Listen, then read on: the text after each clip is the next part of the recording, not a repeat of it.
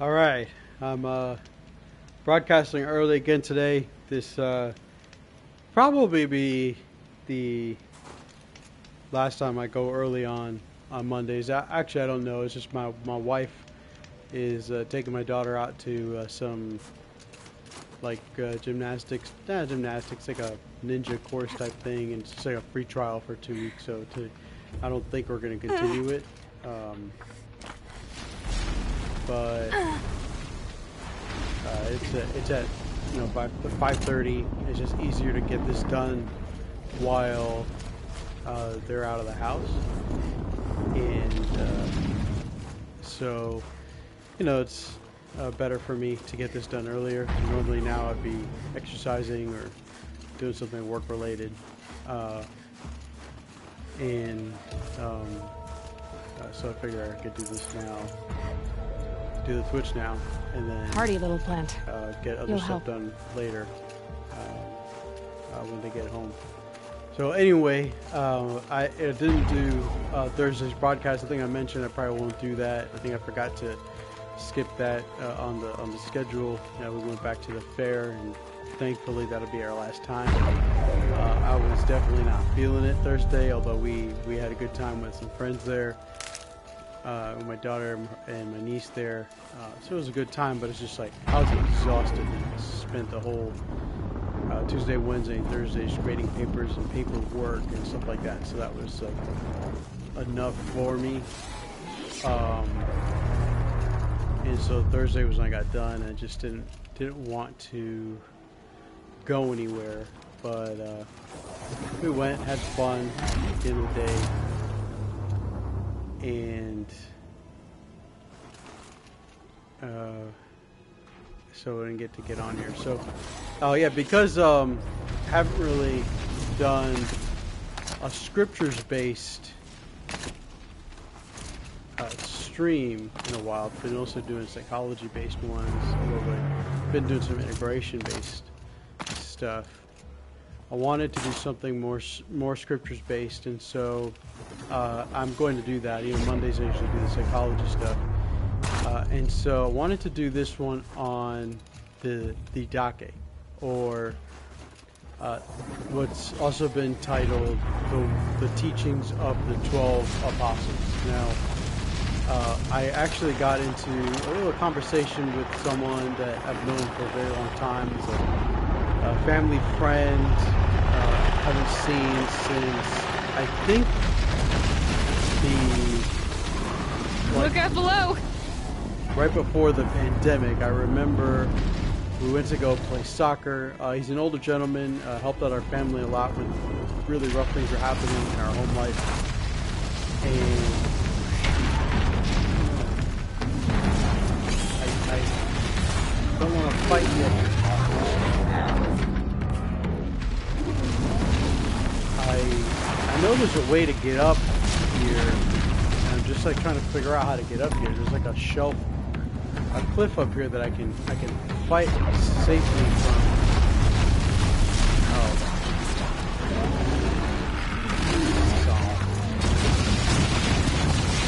I just gotta find it. And so we played soccer again. It was like right. I remember we played like right as we played soccer, and then the very next day there was an announcement that everything was shutting down here in Dade County. So that was March of 2020, something like that. So I haven't seen him since then.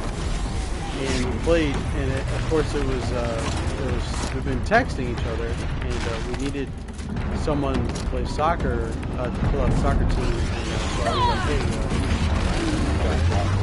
I don't remember where I was supposed to go. I did this the other day. I don't mind if I die here. I think it's up there. I just don't remember how I got up there. My power went out, and I probably should have figured this out before I started streaming. But power went out, and then PlayStation saved at the last save point. So here we go. I got it. Okay, cool. Okay, that helps. It does help. Okay. And so we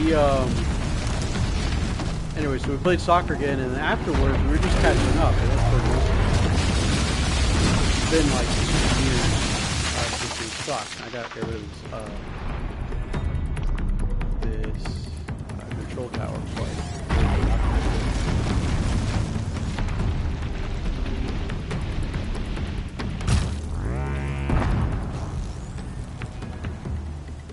I've actually never destroyed one of these things. I've overridden them, so I don't know if this will work, especially from this distance. Let me see if I can get closer and do it. I'm following the rock breaker right now, so I'm spitting rocks at me. Anyway, there we go. And so we spoke for like, yeah, maybe an hour and 20 minutes after the game, which was late because we ended at like 10:15. And one of the things we talked about, was scripture and church and different things. You know, we're just catching up, right? We haven't spoken to each other in a really long time, and I need to knock off these claws. And I brought up That'll help. I brought up the Didache, or the way of life. And it's something that I learned about during the pandemic. And, you know, it's a lot of times in these streaming that I about during the pandemic. And the history of it is basically that, and I've got a copy of it here, so I'm going to be looking a lot here while I'm playing. And so, by the way, if you're following along what I'm doing, I'm basically at the end. I'm towards the end of the game, I think.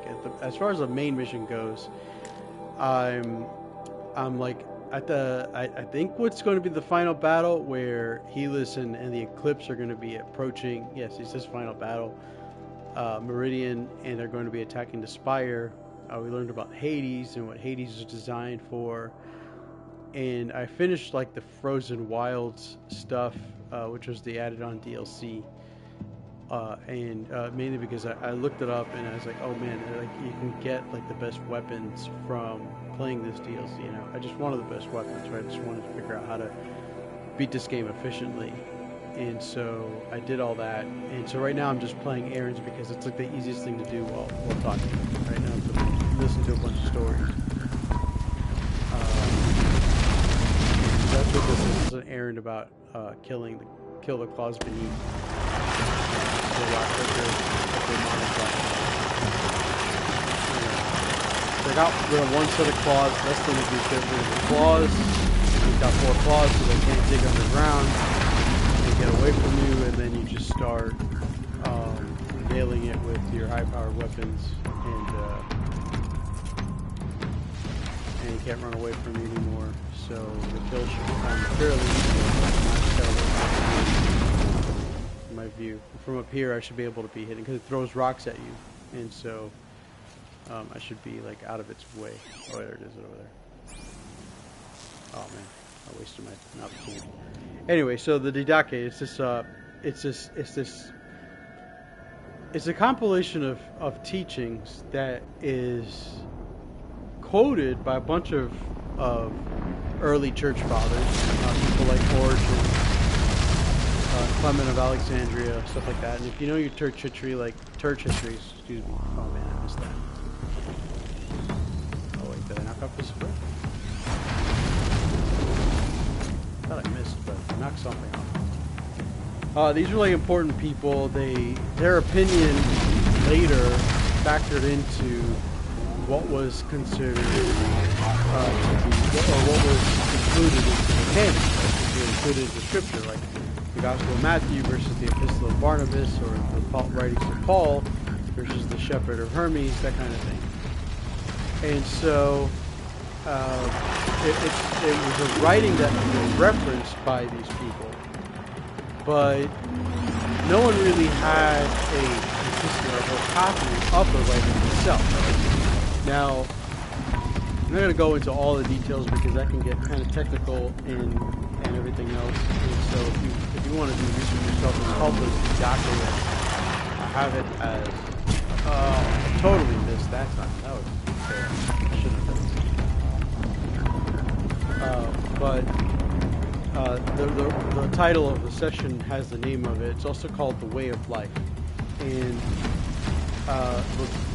what happened was in 1873, a Greek Orthodox bishop found a bunch of writings that were bound in a single volume. And a copy of the Didache was found in it. Okay? And it turns out... Right on target.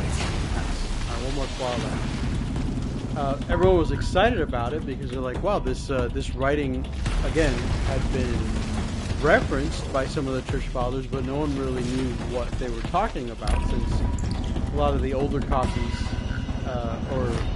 copies were missing. So they had reference points to it, but nothing really solid.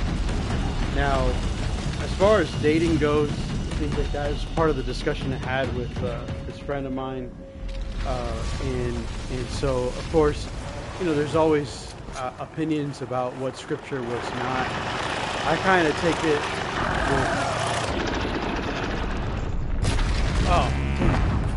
with more. I have a little more freedom about these kinds of things than I think others do. There's some who feel like if it's not approved scripture, they're not going to spend their time reading it. You're stuck now. You can't dig anymore. He's just going to crawl around like a worm or ice plastic.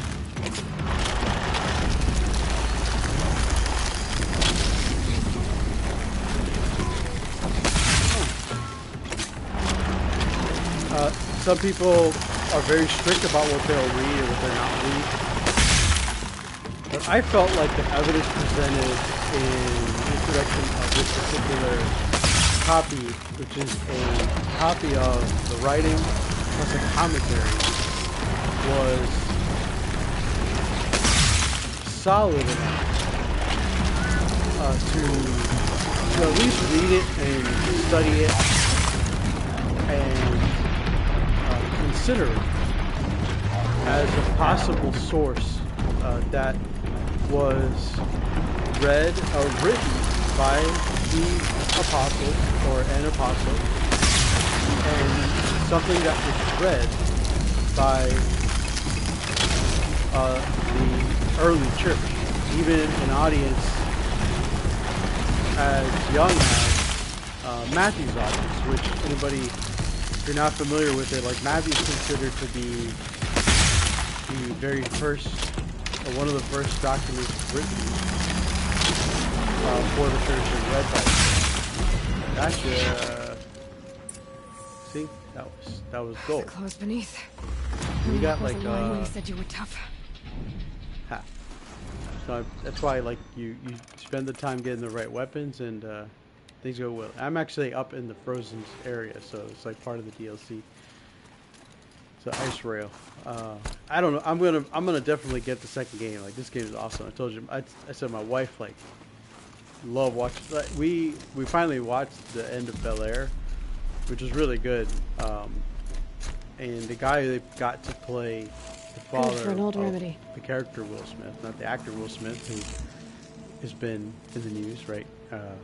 For not great stuff, but the kid who played Will Smith.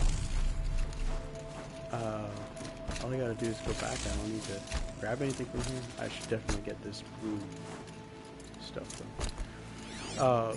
The guy they got to play the father. So total surprise. I thought it would be Will Smith himself. So I guess spoiler alert, it's not Will Smith. Oh, the winters. It's probably a good Coming thing, at once. given the negative publicity that Will Smith has now. But did such an amazing job. So anyway, that show was great. But as soon as we were done with that, we watched a couple other shows. But then she was right back to like, oh, play your game. I want to watch this. She could be on her phone, and then I'm doing this, and as soon as like cutscenes come in, she's watching it. So definitely gonna get the second game. Anyway, so the Didache, the teaching. So I don't even know where I was. I was just totally distracting myself. Last thing I remember was talking about Matthew. So Matthew was believed to be written by, Might Levi. need that. That was his Hebrew name, written for the early church, believed to be one of the earliest writings for the church. And did this thing not break any of these? So one of the most valuable resources in the frozen north is this blue gem. What's it called? I forgot what it's called. And it's all over the place, but because I didn't fight down here, it's like it didn't break any of it. And so I killed it a really safe way, but I'm really disappointed because it looks like in that process I'm not going to benefit from gathering any of this blue gem. Like, it's everywhere, you can see it, it's right here, but it didn't break any of it, so I can't collect any of it. And I only need one more piece to get the next bow, which is like really powerful. Shoot.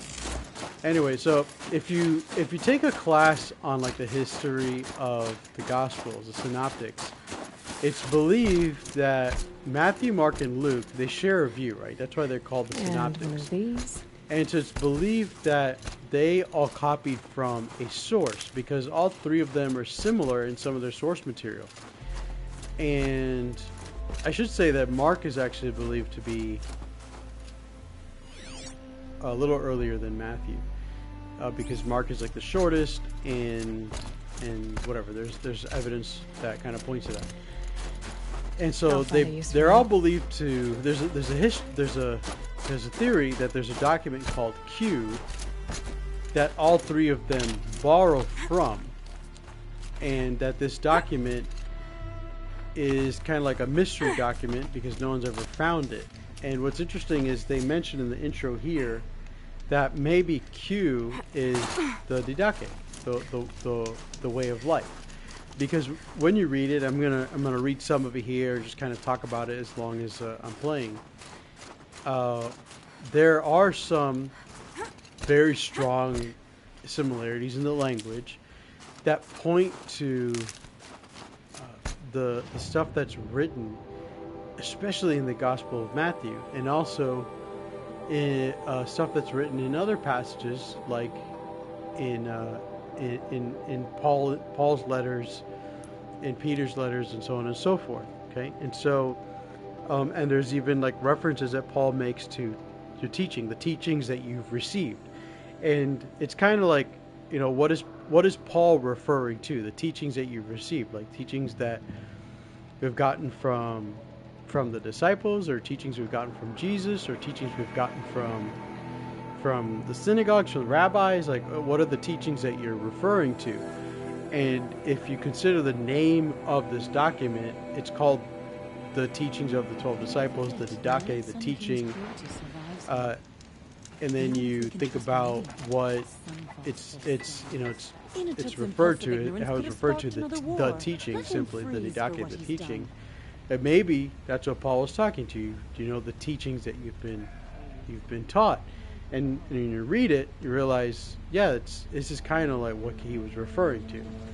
And so anyway, so it wasn't found again until 18 something, but because of its nature, it sounds very Jewish in nature. Now I got to talk to this guy, so I'm kind of hesitating to continue. Let me just get this little quick cutscene over, and then I'll get into why maybe it wasn't included in the scripture, or why it was included in the canon, why it was locked up and put away, that kind of thing. It's over.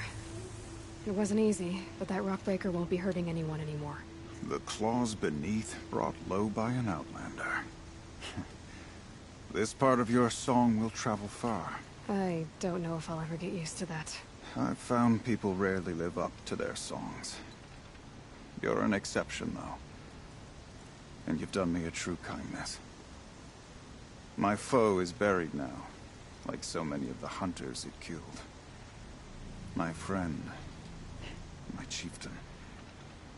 You would be pleased to know his fate won't befall anyone else. Take this in thanks. I believe you've more than earned it. Oh, this guy give me that blue stuff? That's awesome. Yes, blue green. Now I can buy that definitely was hoping I'd get something. None of the southern tribes rival the Lucas hunters. So, one of the reasons why it's discussed, the Didache may have not been included in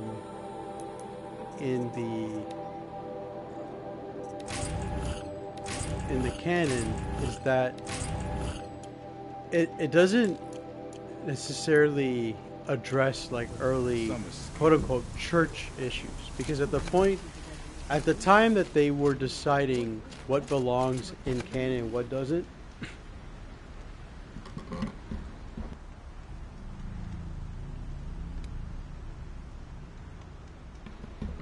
excuse me, the church had kind of moved on.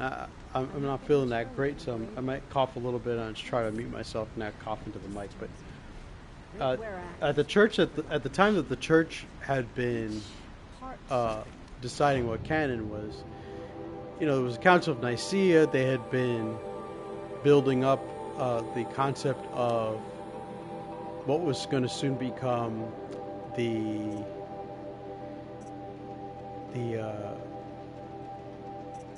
oh wow, I just had the Roman Catholic Church, right? And so if you're looking at,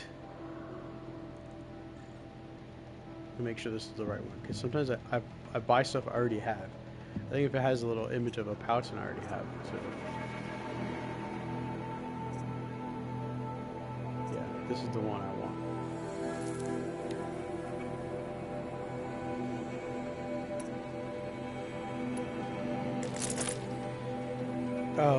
So you look at this document, like the church that they were putting together, like the argument that this book made. Of course, I'm not taking this argument. I'm presenting an argument from this text.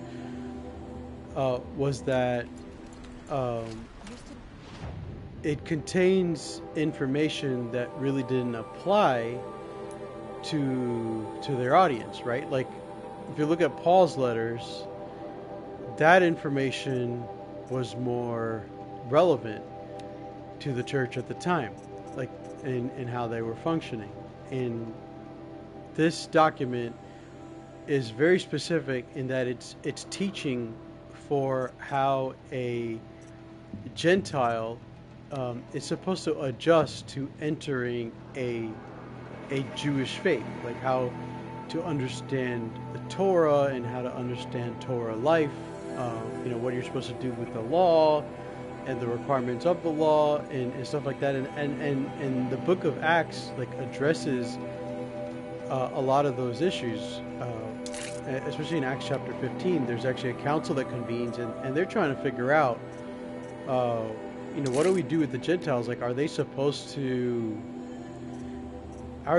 handle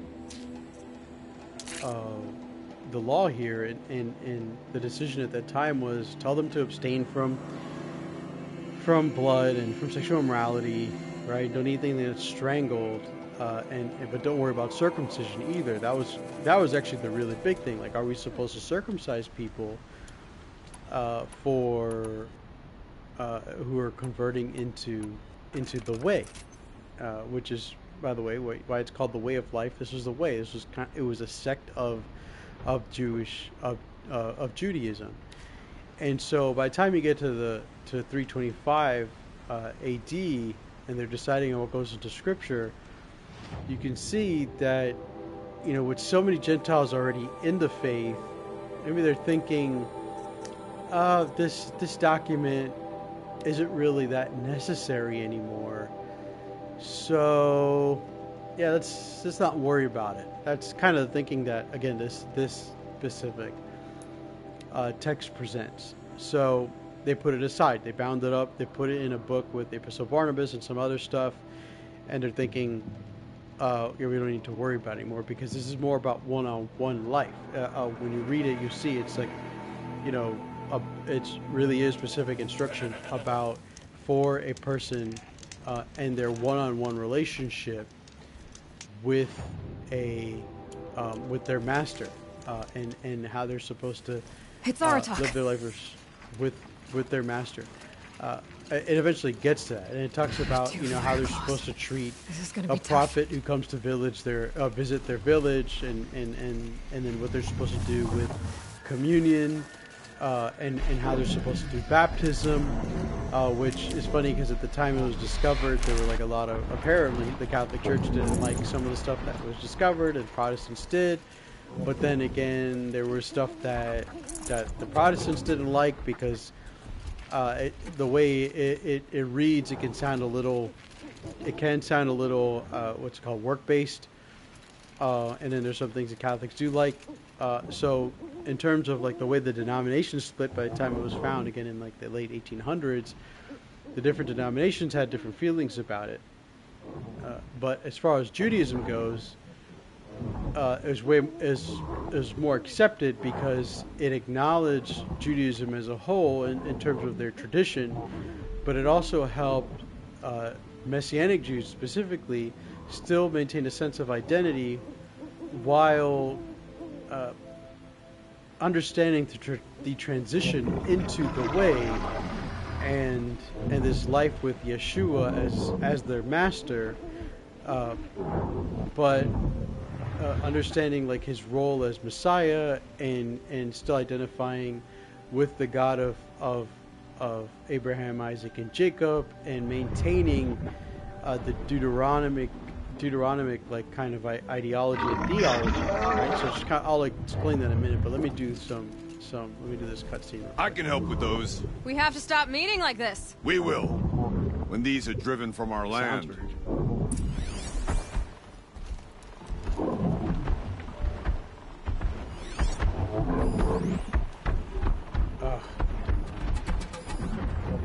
So when they're demonic, you can't, what's it called? Pretty sure I can't override them. And overriding them is kind of like the ideal way of dealing with these guys. Because then you just override one and let them fight each other, kind of thing, like they get mad at each other and they start fighting. Now, what I'm going to try is I'll try a corruption arrow, and I'll see where that goes, because the corruption arrow just corrupt them, and then they see them as an enemy anyway. But sometimes with the bigger animals, I don't know if I'm supposed to use like a different.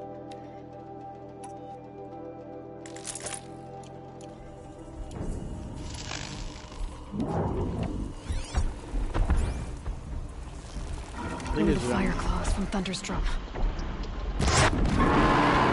I just don't want this guy to start fighting.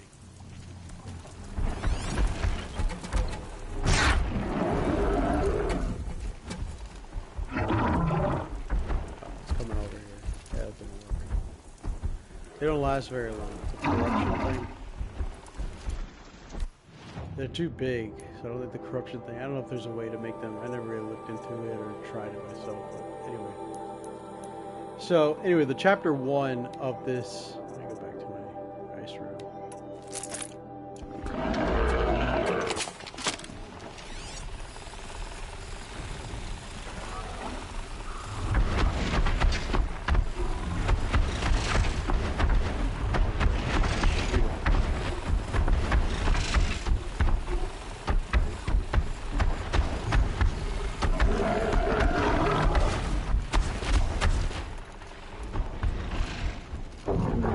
Chapter 1 of the Didache starts with all that said.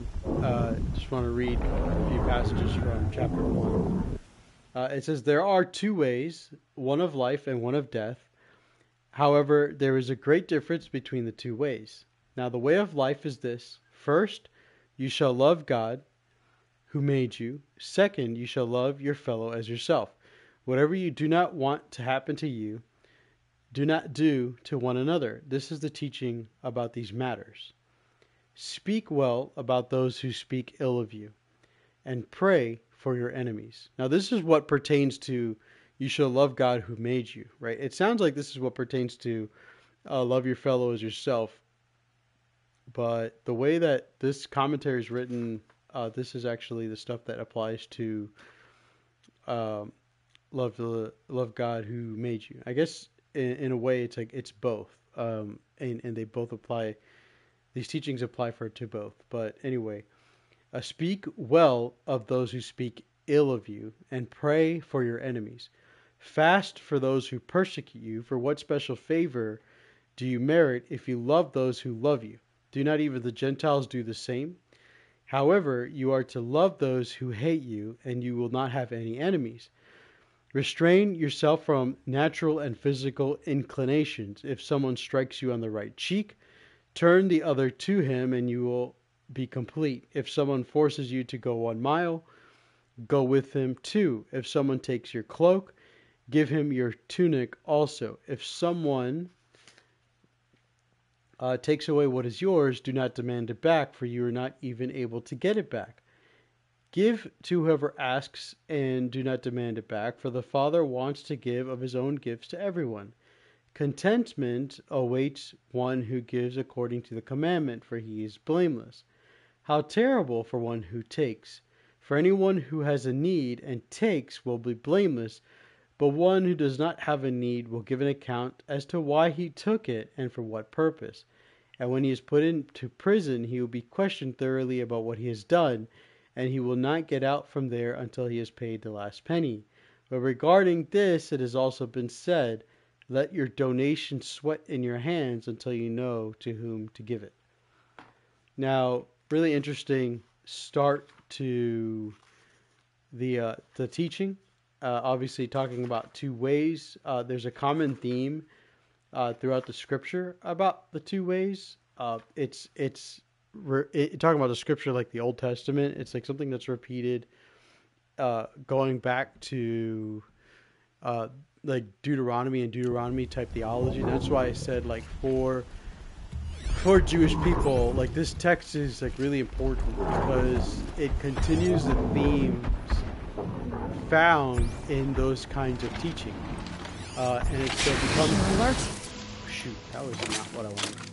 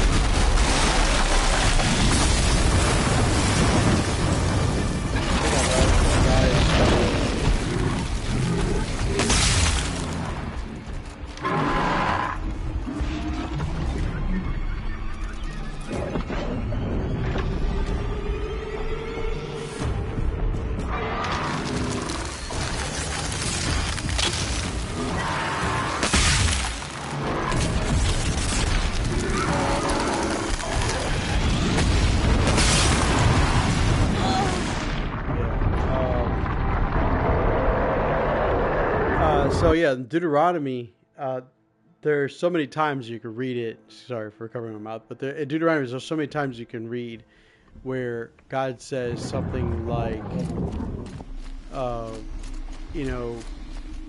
will bless you, I will curse you. I will bless you, I will curse you. If you go this way, you go that way.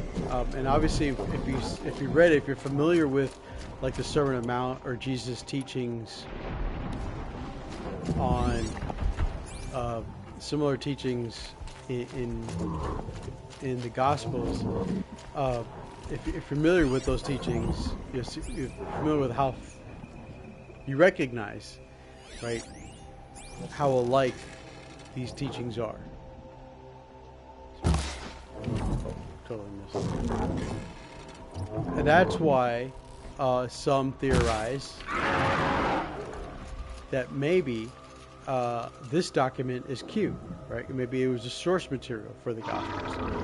And all it means is like, as Matthew, Mark, or Luke were writing down their gospels, they were like, yeah, let me use Q because I remember some stuff, and it really was Peter who One of the dictated. fire claws from Thunderstruck. But I mean, they just kind of sat there and were like,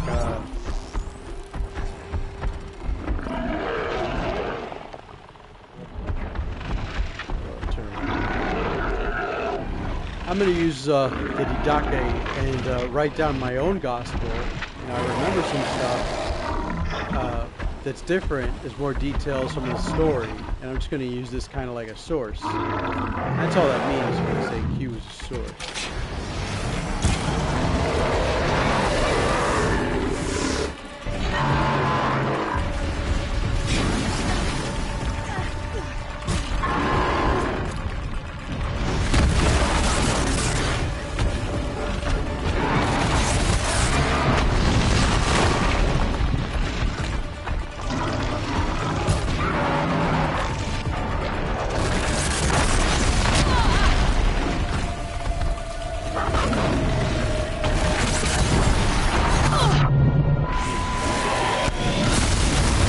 Killing one of these guys is so hard.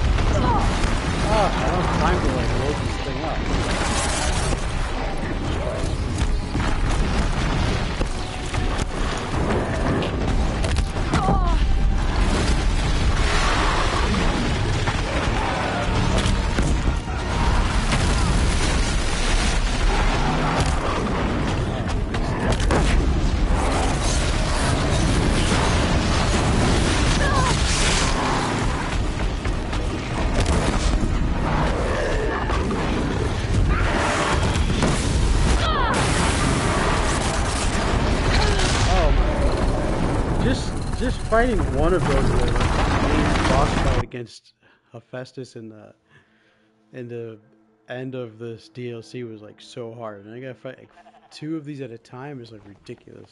There's got to be another strategy here, though.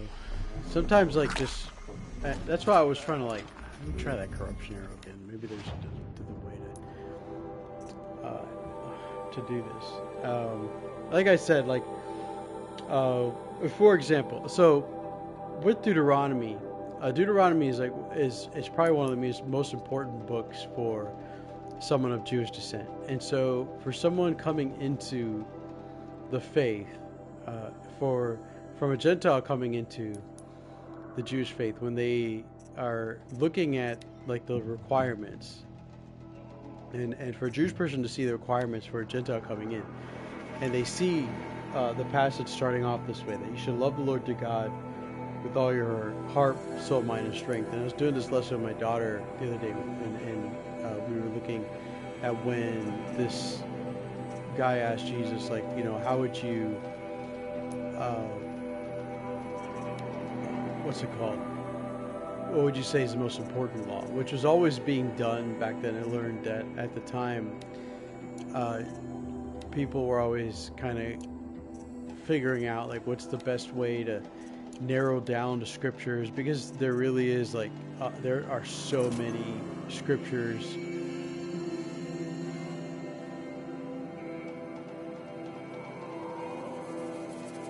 How do I increase the corruption? I guess it would be like modifying the actual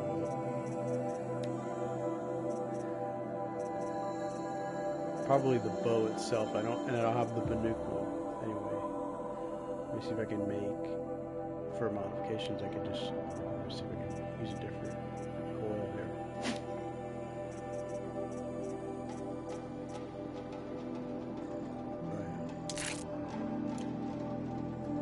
Oh yeah, 113. That's pretty good. Let's see what this is. Like to see that, like, oh wow, like they're teaching their entrance into into this faith actually starts with something that comes from Deuteronomy. And Jesus, like I said, like this guy had asked Jesus, like, what's the most important of all the commandments? And Jesus narrowed it down to two: loving the Lord your God with all your heart, soul, mind, and strength, and to love your neighbor as yourself. And the first of those comes from Deuteronomy chapter 6, and the second of those comes from the book of Leviticus, right? Two really important books to the Jewish people. And so in that respect, for Jewish people who are looking at it, One of the fire claws from Thunderstruck. this is not the right boat.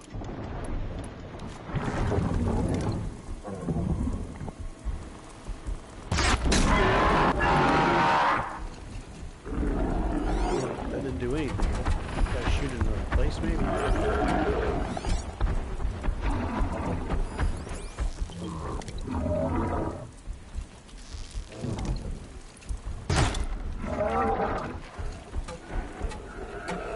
Corruption just runs out so fast, so quickly. It's like really important, like I said, because they see it and they're like, wow, so they're entering into something legitimate about our faith. Now, obviously the main difference will come when they look at the person, the work of Jesus, and how he fits into the narratives about sacrifice and about the place of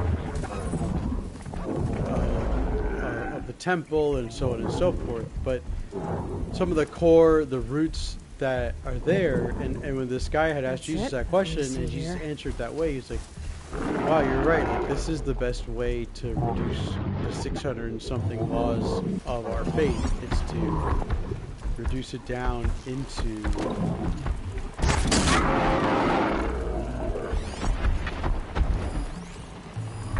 Just stay out of their way for now. into loving God and to loving my fellow man. And so that's the way of life starts. And this actually really speaks to what Jesus did consider to be important, right? Jesus did talk about the broad way that leads to destruction, and Jesus talked about the narrow path that he is the way to enter into. And that narrow path, that's why, when the law had 600 and something laws, in the grand scheme of things, 613 something laws is broader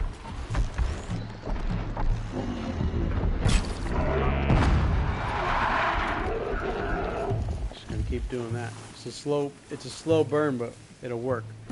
613 laws is broader than 2, right? You've got laws and laws and laws on top of laws, 636 I think.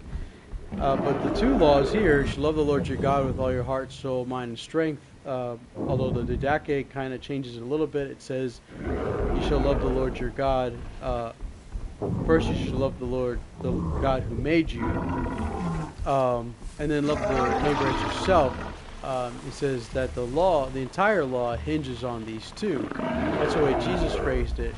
The way of life starts with these 2 and then runs off a series of ways that the new disciple and follower of just hide, man.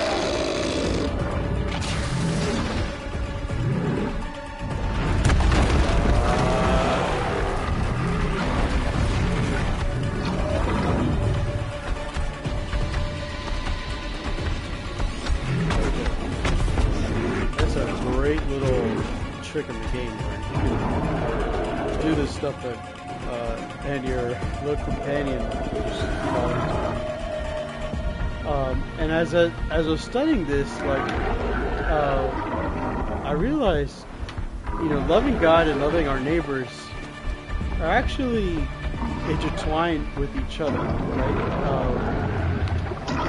The way that we do that actually does depend on how we treat each other. Alright, big guy. I don't know if I'm spending more time with this little blaster, it doesn't feel like it's inflicting any damage or taking anything off, but I feel like I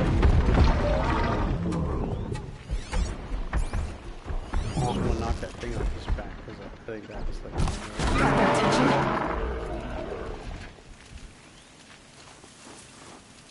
Just keep hiding. And so it starts with, right, this is about loving God who made you, and so the way of life is this, right? There's two ways to life. There's two ways, the way of life and the way of death. The way of life is this. It starts with loving God and loving your neighbor. And the way that starts is speaking well with those who speak ill of you. Now, I don't know about you, full disclosure, that is not easy. It is not easy to I think I'm in the clear. speak well or compliment those who speak ill of you, especially those who do it consistently. I think I've shared on here, talked about before, those who that I know talk about me in a way that Here they come. are not just not flattering, but are just purely malicious, right?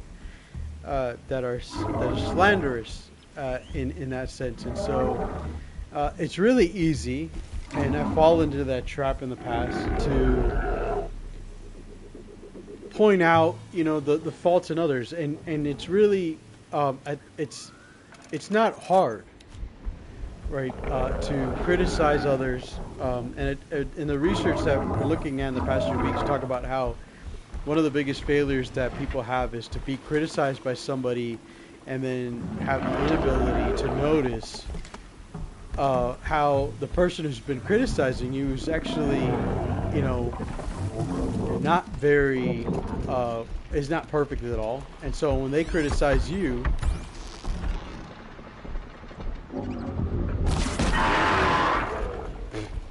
this is so funny. Hey, I'll take it. It's not really doing a lot of damage. I wonder if blaze would work better. I gotta scan the like if this would work better. Fire arrow. Like if just light on fire or something. I honestly just gotta scan it. But it really is and so we don't, so people criticize us. We don't realize the faults of them. We just take on their criticism, and then it affects us negatively in our psyche. But you notice here, this isn't saying ignore those who speak ill of you, or just accept the criticisms that those who speak of you say. This is actually, it's about making a conscious decision. Oh man, I want to scan that thing in the back. Power cell. Now it's hard to read. It's so far away I can't tell what it is. Strength is fire unit. Yeah, let me try hitting the thing on the side.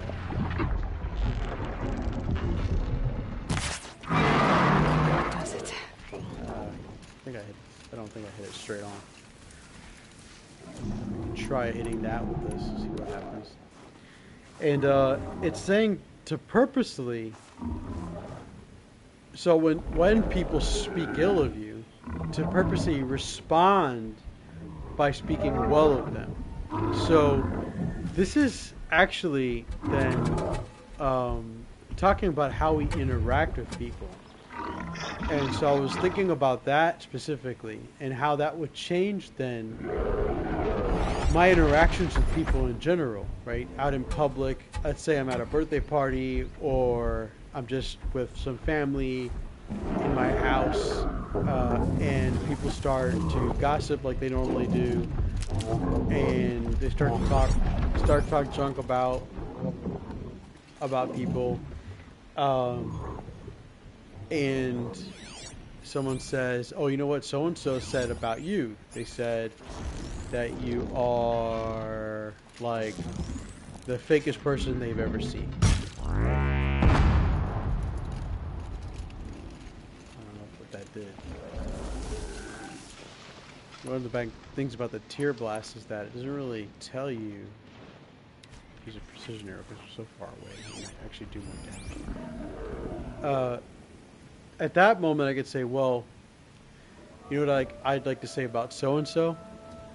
They are one of the most headstrong, hardworking people I've ever met, and I kind of wish that I could be a little bit more like them.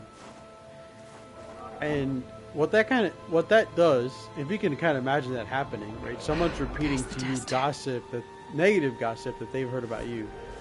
All they can do is take their gossip back to the person that they've received their gossip from, and just like respond with like the kind things, the compliments that you just shared with them, and repeat it to them. And that didn't do anything. I don't know if it hit a tree or what. That's not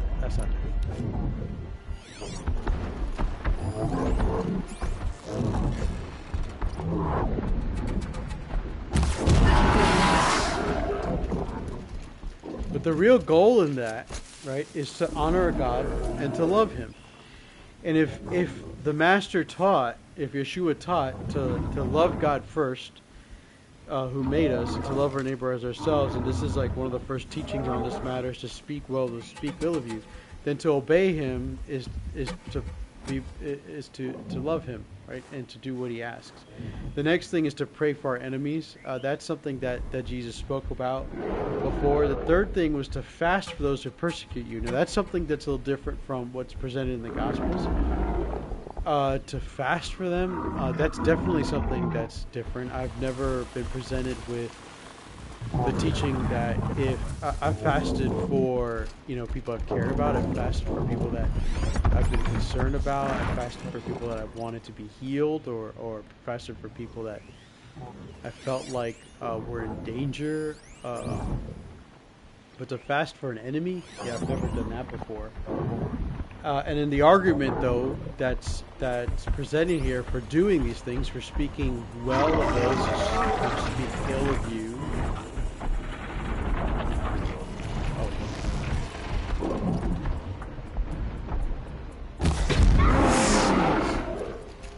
Maybe I should try the ice thing on them, because that thing kind of does some damage here. And for praying for them, for persecuting them, is the same argument that Jesus does use in Matthew, and that's that the Gentiles, or the unbelievers, they do the same for each other, in that they love those that love them, they hate those who hate them. And so if you love those who hate you, you'll actually end up not having any enemies. That's the argument that's presented here by the teacher in the early part of this passage. Now it continues on, and it says that you're supposed to restrain yourself from natural and physical inclinations. So now it's like addressing what goes on with our bodies, and it's specifically in how we relate to people. So actually, like, when we think about the first part, it's about what we do with our mouth, speaking ill of other people, praying for people, fasting for people, although that's also a physical thing. But it talks about if someone strikes us on the cheek, how we turn the other to them. Now I have to admit, seeing Chris Rock get slapped last week, he didn't respond to it in any kind of way physically at that moment.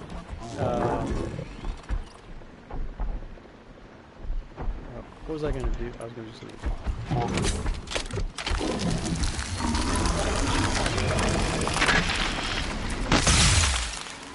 That's way more damage. Way more damage. 557. If I can keep hitting that thing, I think it's going to explode. Oh, 10 to 15 chill. I don't have enough chill water to make those things. But and a lot of people are like, well, it's not literal, it's figurative, but it's kind of both. It's like it's restraining yourself from like the physical responses to the physical actions that are done against you, which is like really hard, especially in the United States. Now I'm living in Florida.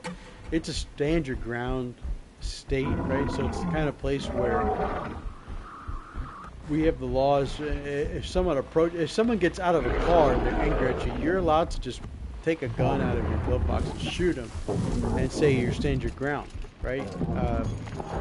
It's very rarely people who are prosecuted, I should say, for shooting. Just going down. For shooting somebody. George Zimmerman killed and shot somebody that he picked a fight with, and he won based on stand your ground. So it's hard. We're kind of like taught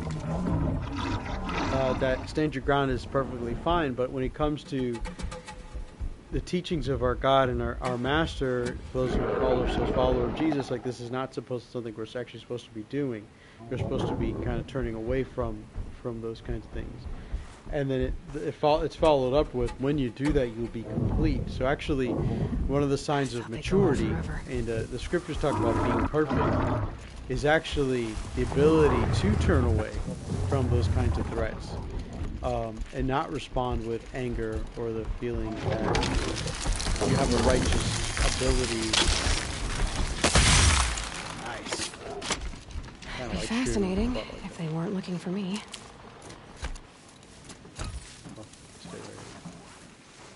The next thing is talking about, and again, this is about resisting natural and physical inclinations. It's talking about, how far we'll go with people. And it says if someone forces you to go a mile, you go with them 2. If someone asks you for a cloak, again, a lot of this is similar to what is spoken about in the Gospels, and also, if someone asks you for something, don't demand to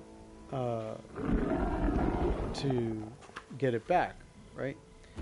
And these passages are very similar, very repetitive in that kind of sense. And again, it's talking about just the idea that your needs are not as great as the needs of another. And it reminds me of what Paul teaches in 1 Corinthians, I think it's chapter 7, when he talks about like going. This guy's not talking. I'm going to keep my eye on him.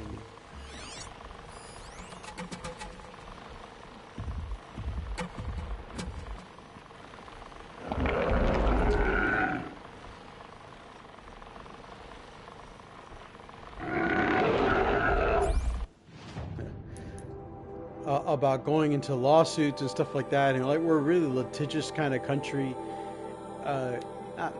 We are. I remember there was a time where I would constantly watch like Judge Millian or whatever, Judge Judy. Like there's constantly people going to cases and courts and lawsuits. They're constantly threatening lawsuits, that kind of thing. And oh man, so much terror power. I just want to do it, but I have a feeling he's going to see me and it's going to start up. Play it back. Again. No, he didn't see me.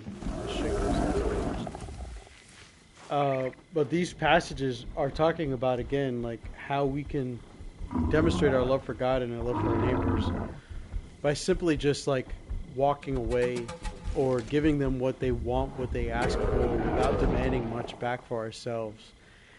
And even when we give something away, even as we borrow something, we don't ask for something back. It's actually a reason why I have a rule about not lending out books. If someone asks me for a book, and I don't feel like I can trust them to give it back to me, what I do is I buy them their own copy.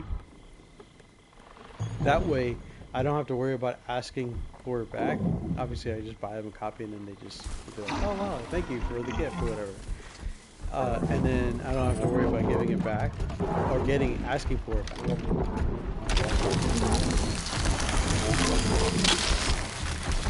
Those books are really important to me.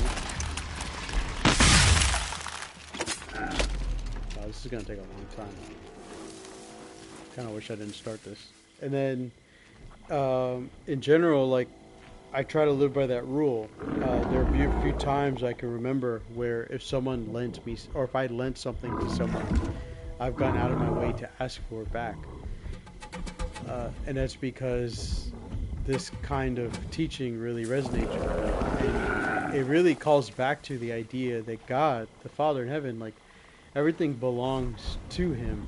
And that's a teaching that comes from the Torah and Scripture. It's about the nature of God and who He is. And so if something has been given from God to us, it's a gift from Him. And so we're thankful in that sense. We're like, God, thank you for this gift.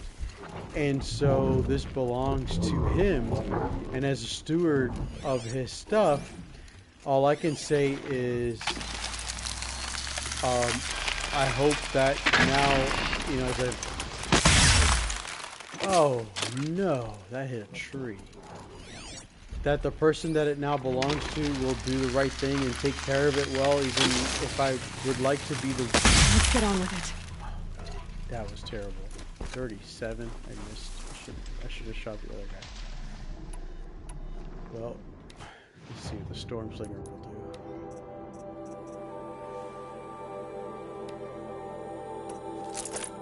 Man,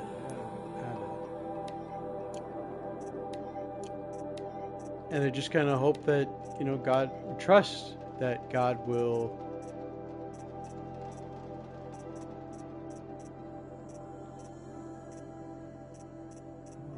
tear.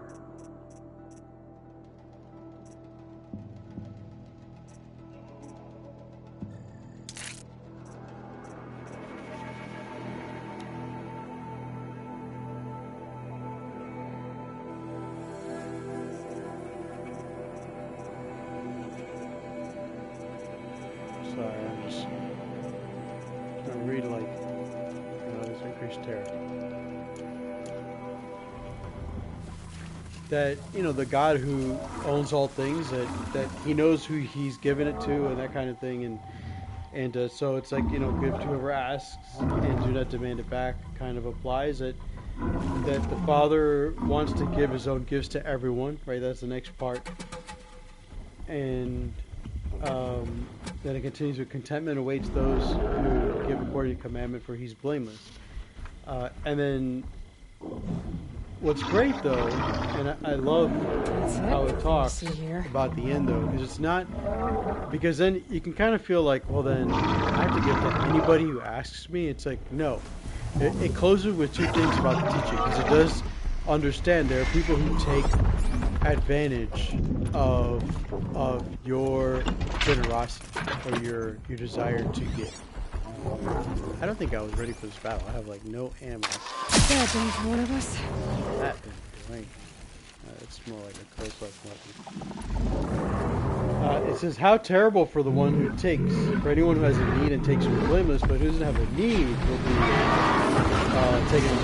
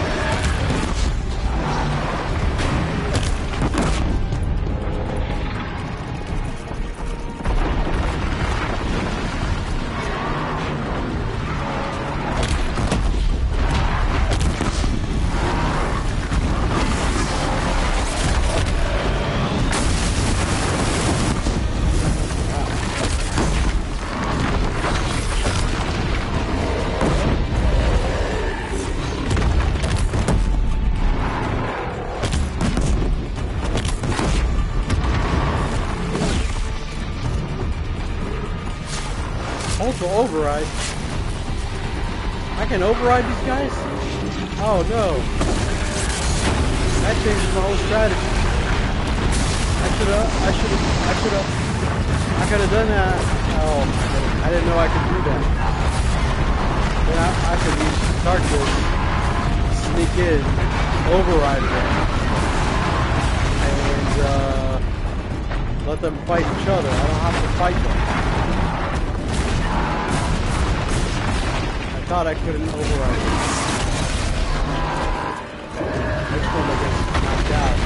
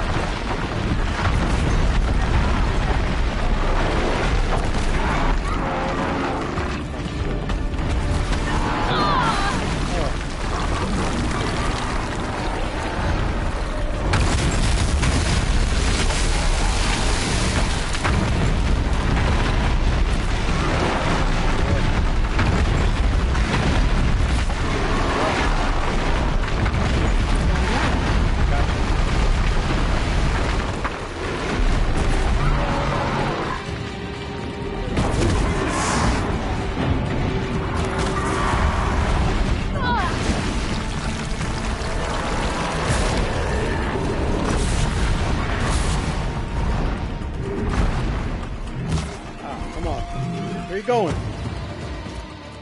Oh, you scared cat.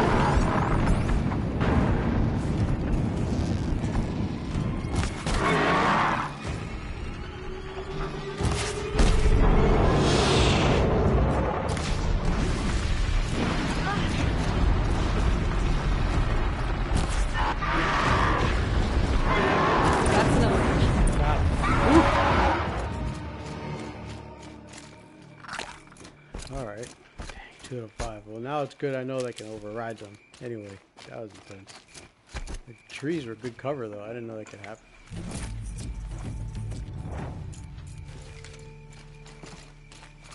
Some more blaze. I do have this fire other thing, though, but it takes a ridiculous amount of blaze just to make a little bit of ammo. I figured out how to make that more efficient. Thanks. 2 of us, 2 of them. More of a fair fight. Their numbers are much depleted, thanks to you. We shall end this threat and keep Cyan safe. She speaks as the shamans do, only clearer. There's an echo of my sister in her. Take care of each other, Artok. Farewell.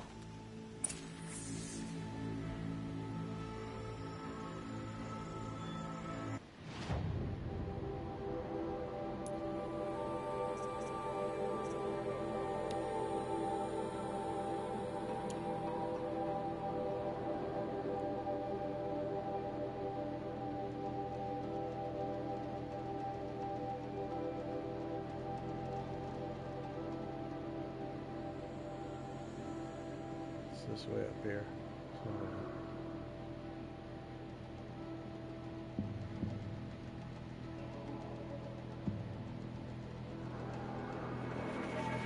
Oh, is that supposed to be the first one? I went to the second one. That's probably like one.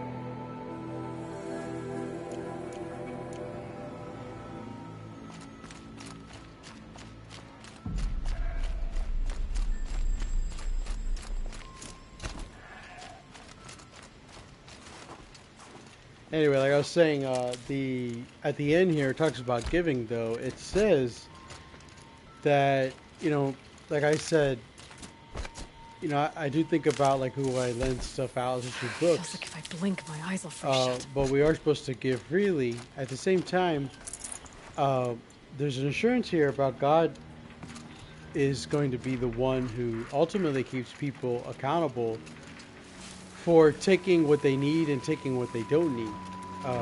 You know, if someone...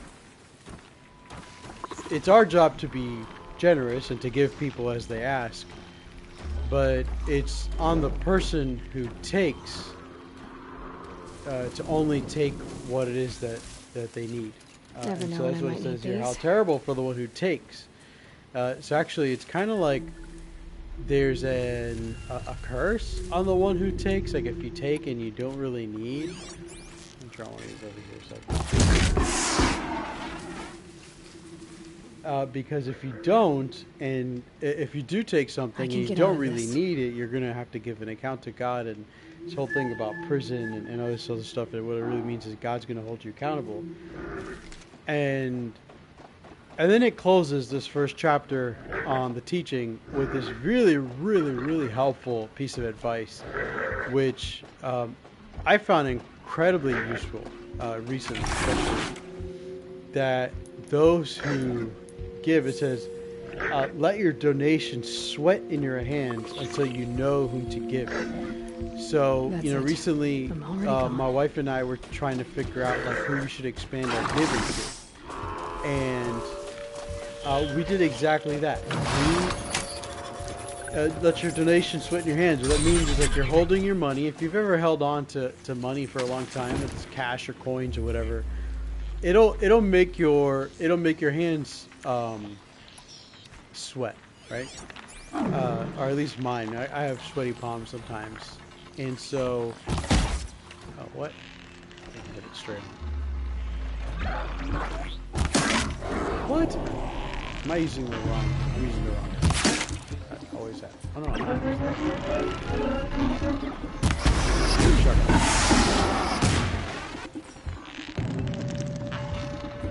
And what that means is like, don't give hastily, you know, and especially it's talking about donations. Like, you don't have to give right away. You can take your time to decide whether or not you're going to give at any given moment.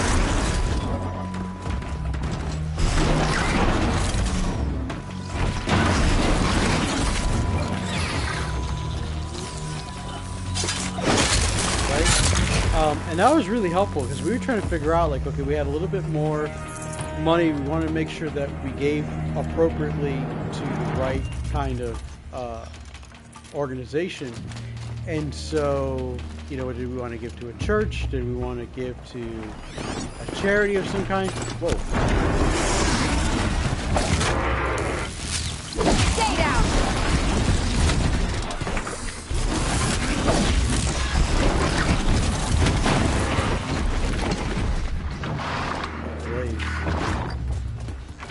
Please. Get off. Oh no! Thanks, buddy. Usually I'll like answers with Blaze, it's something. You need the resources to make more of those bombs and stuff. And so we waited, you know, it's like let your donations sweat in your hands. It's like really practical advice. You could just wait before you have to give it up. You don't have to give it up right away. Your money, especially, and especially when you're in a church or whatever, there's always feels like there's this pressure, like you have to give it right away at the moment. That's how we need to do this or whatever. And sometimes it's like a manipulation that's being done, and sometimes always, that you're going to be blessed if you give it back right now, which I find very little evidence for, by the way. I think there's just like a faithfulness that we're being asked to do in our loving God and loving our neighbor. But anyway, so we did that. We waited.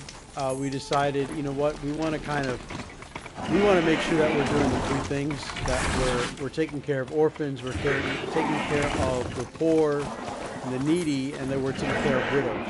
And so we found satisfactory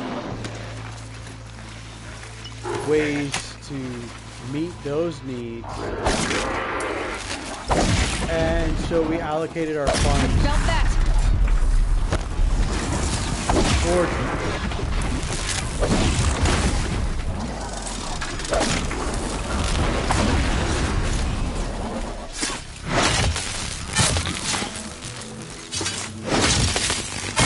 I didn't just kill my own guy who was trying to help me out. I think I did. I don't need to ride that far. And so, I don't know, he's over there. Oh, it was just another charger attack. I got plenty to make there.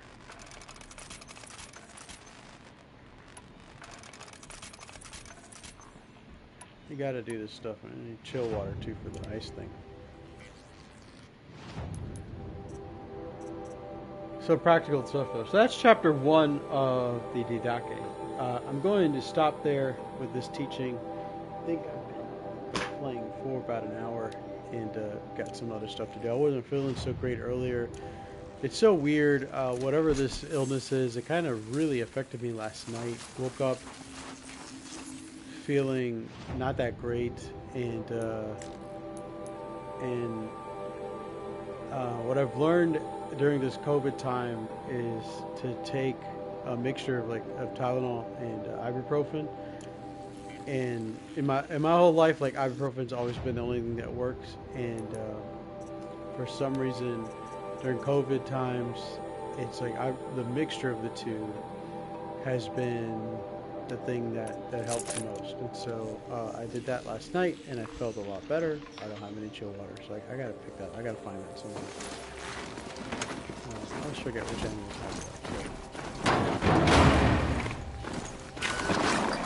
And so I felt a lot better last night, and then I didn't take it all day. And then around 4:30, I started to feel pretty